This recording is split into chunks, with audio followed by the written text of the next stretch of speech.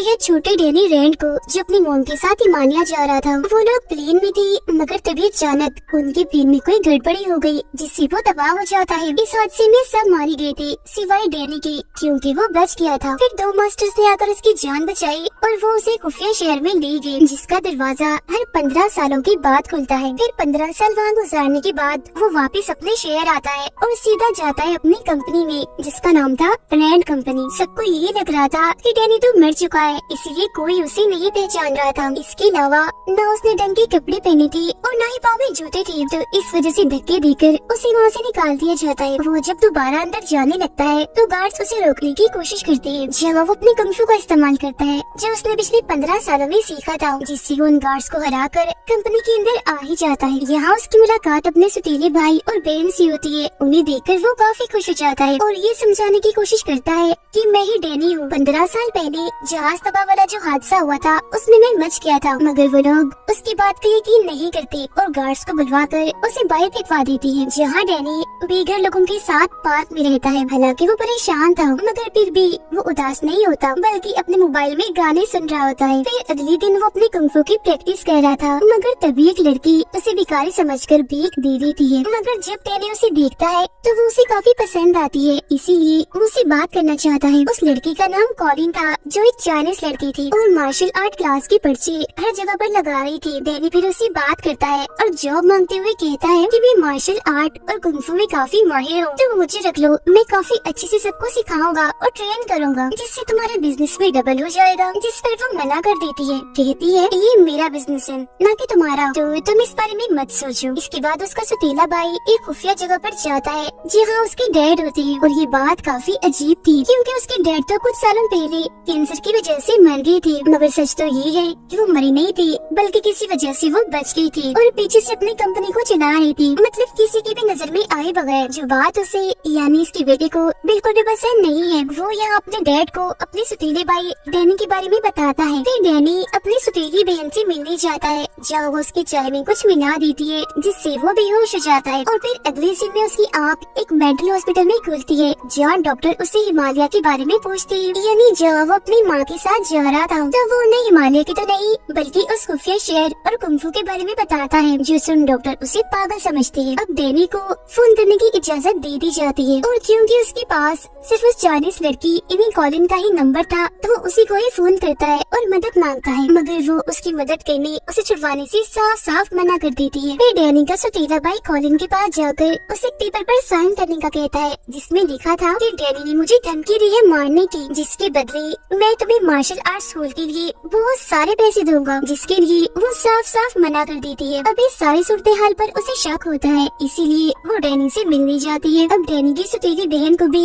इस बात पर शक था कि ये असल डैनी है, इसीलिए वो उसे बहुत सारे बंडिस बेचती है, जो बचपन में हम खाया करते थे। डैनी उन बंडिस में से ब्राउन रंग की सारे बंडिस निकाल देता है, जो उसकी बचपन की आदत थी, जो देखकर उसकी बहन को पता चल जाता है कि ये असली डैनी रैंड है। उधर डॉक्टर्स को भी लग रहा था कि ये असल डैनी है, मगर वो तो अभी भी बार बार उन मास्टर्स और खुफिया शहर की बातें कह रहा था, तो डॉक्टर्स को मशकूक लगता है, इसीलिए वो उसे यहाँ से जाने नहीं देते। ये सारी चीजें डैनी के सतीले डैड भी कैमरास के जरिए देख रहे थे। उसी डैनी अपनी कंपनी के लिए खतरा लग रहा था, तो वो उसे उठवाने के लिए अपने कुछ गुंडे भेजते हैं, मगर वो उनसे काफी लड़ता है और अपने कुंग फू स्टाइल में उन्हें काफी मारकर हरा देता है। जिसके बाद वो अपनी आयरन फिस्ट वाले स्टाइल से मुक्का मारकर हॉस्पिटल का दरवाजा तोड़ देता है और वहाँ से भाग जाता है। जिसके बाद वो सीधा जाता है कॉलिन के स्कूल, उसे भी वो कराटे में हरा देता है, वो भी बड़ी आसानी से। इस बात से कॉलिन काफी खुश हो जाती है और उसे कुछ कपड़े और यहाँ रहने की इजाजत दे देती है। जिसके बाद वो अपनी सतीली बहन से मिलने जाता है, जहाँ वो उसे 100 मिलियन की ऑफर देती है। साथ ही ये भी कहती है, मगर तुम्हें अपना नाम बदल कर रहना होगा, ताकि तुम कंपनी के लिए कोई मुसीबत कोई खतरा न बन सको। मगर डैनी को ये बात बिल्कुल भी पसंद नहीं आती। वो एक लॉयर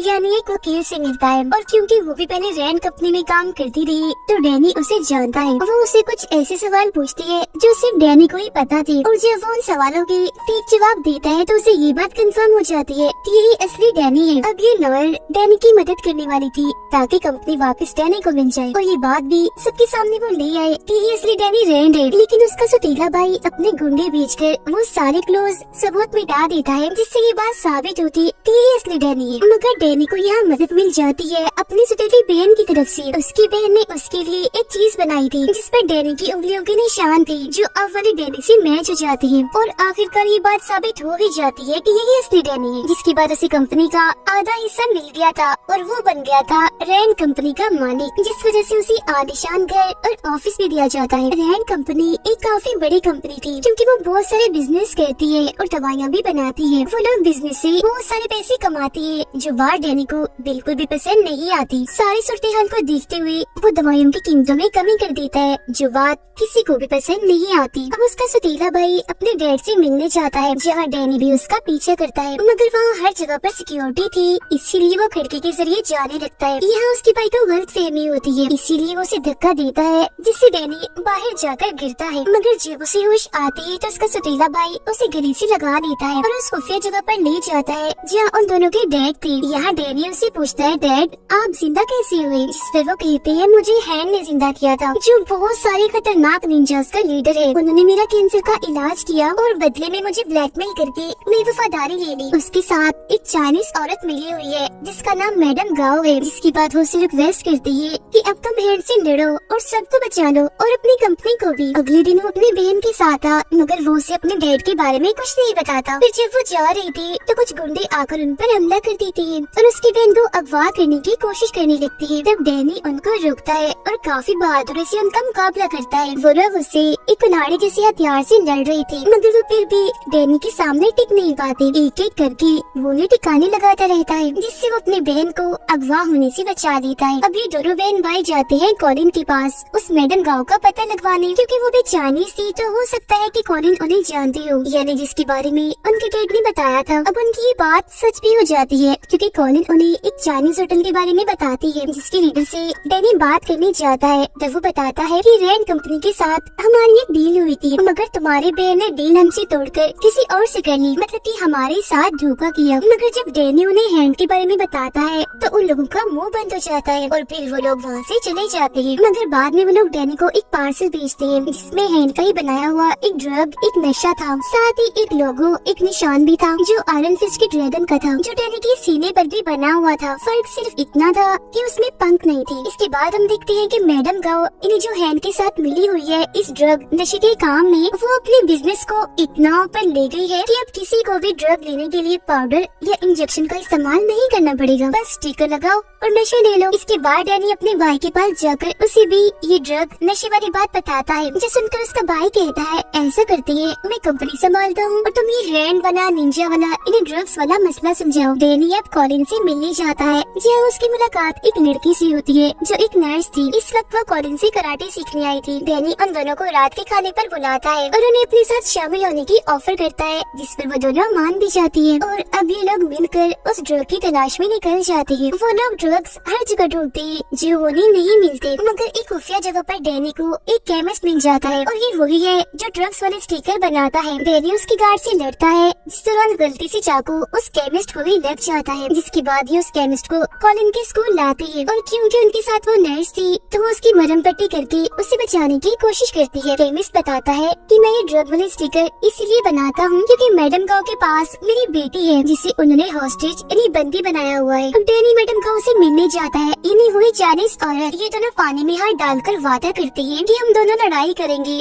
और जो भी हार गया वो चुपचाप हार मानकर ये शहर छोड़कर चला जाएगा। अब कुंफू की दुनिया में पानी में हार डालने वाला ये पक्का वादा होता है जिसे कोई भी नहीं तोड़ सकता। लड़ाई के पहले मैच में दो निंजास डैनी से लड़ने आते हैं। डैनी बड़ी तेज स्पीड से उनसे लड़ता है और अपने कुंफू को इस्तेमाल करके उन्हें हरा देता है। दूसरा मैच होता है एक लड़की के साथ जो उसे अपने जाल में फंसा कर जहर देने की कोशिश करती है, मगर डैनी उसकी चाल समझ गया था, इसीलिए टांग मार कर वो उसे भी ढेर कर देता है, मतलब हरा देता है। है। अब तीसरा मैच एक रॉड वाले आदमी के साथ होता है जो काफी बहादुर था। वो रॉड की मदद से जैसे उस पर हमला करता है तो डैनी अपनी आयरन फिस्ट वाले स्टाइल में मुक्का मार कर उसकी रॉड को तोड़ देता है। उसके हाथ में पीले रंग की रोशनी थी जिसकी आयरन फिस्ट की पहचान थी। वो उसी पे जैसे हराने वाला होता है तो मैडम गाओ उस हॉस्टेज लड़की को सामने ले आती है। वो कहती है अगर तुम ना हारे और तुमने मेरे बंदे को हरा दिया तो मैं केमिस्ट की बेटी यानी इस हॉस्टेज लड़की को मार दूंगी। तब ना चाहते हुए भी डैनी को हारना ही पड़ता है सिर्फ उस लड़की के लिए, जिसका मतलब ये था कि उस गाँव ने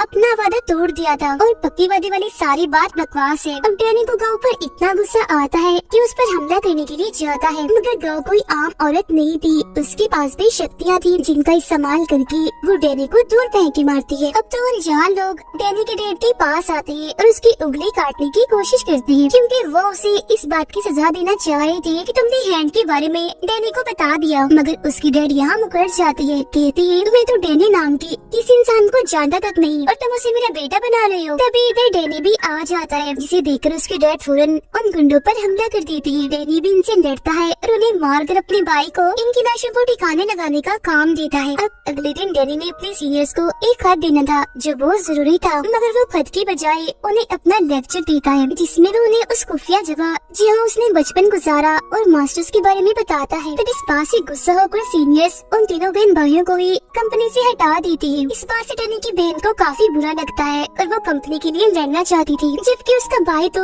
छुट्टियों पर जाने का प्लान कर रहा था। लेकिन जब वो अपना बैंक अकाउंट देखता है तो वो जीरो था क्योंकि उसके डैड ने उसके सारे पैसे ले लिए थे ताकि वो यहाँ से कहीं न भाग सके। उसे इस बात से काफी गुस्सा आ गया था, इसीलिए अपने डैड पर चाकू से हमला कर देता है और उन्हें उसी गटर में फेंक देता है जहाँ डैनी के कहने पर गुंडों को फेंका था। अब डैनी को अपने डैड पर ही शक होने लगा था, इसीलिए वो उनके बारे में छानबीन करता है जिससे उसे पता चलता है कि उसके डैड की चाइना में एक कंपनी है जो भी हैंड चला रहा है। जिसके बाद वो प्लेन के जरिए चाइना पहुंचकर सीधा उस कंपनी में आ जाती है। यहाँ पर मैडम गाओ भी थी। अब कॉलिन एक औरत के साथ बड़ी जबरदस्त तलवारबाजी कर रही थी जिसके अंदर बार बार कॉलिन उसे हरा रही थी। डैनी भी एक आदमी से लड़ता है और उसे काफी मारता है, फिर वो उन्हीं की तलवारों को उनमें ही घुसाकर मार देता है। उन सबकी लाशों को देखकर डैनी समझ जाता है कि मेरी मॉम की मौत की जिम्मेदार गाओ ही है। इसी ने पायलट को ड्रग दिया था जिससे प्लेन उसे संभला नहीं और वो तबाह हो गया। ये जानकर तो डैनी को इतना गुस्सा आ गया था कि वो अपने आयरन फिस्ट वाली अंदाज में जोर से दरवाजे पर मुक्का मारता है। वो सीधा जाता है मैडम गाओ के पास और अभी उसे हॉस्टेज बना लेता है, मतलब कि उसे पकड़ लेता है। अब 3 दिन के बाद गटर में हलचल होती है जहाँ से जिंदा होकर डैनी और उसके सौतेले बहन भाई की डेड बाहर आती है, जो काफी अजीब लग रहा था कि पता नहीं जब से हैन ने उन्हें ठीक किया वो तो जैसे अमर बन गई, मर ही नहीं रही थी। वो बाहर आकर सीधा जाते हैं अपने बेटे यानी डैनी के भाई के पास और उसे कहते हैं मैंने तुम्हें माफ कर दिया, अब तुम भी मुझे माफ करके सुलह कर लो। मगर वो नहीं मानता,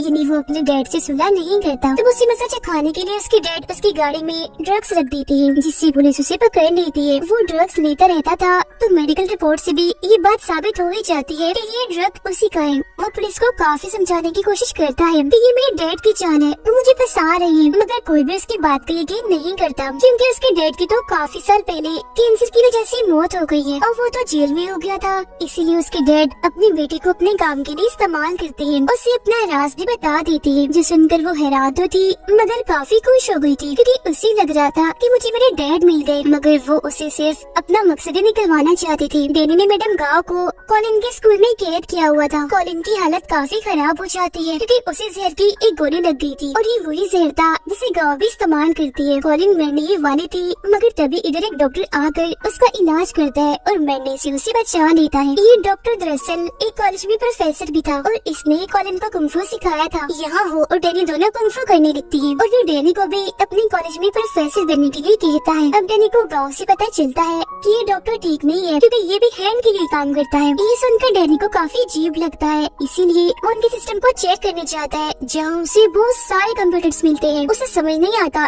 कि ये यहाँ क्यों है, मगर वो ये सोचकर उन्हें तोड़ने लगता है कि ये हैंड की है तो बुरे ही होंगे। मगर तभी इधर वही डॉक्टर आ जाता है, कहता है ओ पागल ये क्या किया, मेरी सारी फेवरेट मूवीज थी इसमें जिसे तुमने तोड़ दिया। जिसके बाद इन दोनों में लड़ाई होने लगती है। इस लड़ाई के दौरान यहाँ एक लड़का आ जाता है जो दरअसल डैनी का ही साथी था, इसीलिए उसकी साइड से डरने लगता है। ये असल में डैनी के साथ उसी खुफिया जगह में रहा है। वो वहाँ डॉक्टर की बहुत सारे गुंडों को मारते हैं, मगर जब यहाँ से निकलने की कोशिश करते हैं तो सारे दरवाजे बंद कर दिए गए थे, इसीलिए वो यहीं फंस जाते हैं। अब डॉक्टर अपने बहुत सारे कुंफू के माहिर लोगों को डैनी से लड़ने भेजता है। डैनी भी यहाँ अपनी आयरन फिस्ट को ऑन करने की कोशिश करता है, मगर अब की बार आयरन फिस्ट वाला रूप उसके अंदर नहीं आता। मगर फिलहाल उसे इसकी जरूरत थी भी नहीं, क्योंकि वो वैसे भी काफी बहादुर था और ऐसे मामूली कुंफू के माहिर उसका कुछ बिगाड़ नहीं सकते थे। कॉलिन डैनी की मदद करती है, सारे दरवाजे खोल देती है। जहाँ डैनी का साथी उसे कहता है वापस उस खुफिया शहर में आ जाओ जो मास्टर्स रहते हैं, जिन्होंने बचपन में तुम्हारी जान बचाई, क्योंकि यही आयरन फिस्ट का काम होता है,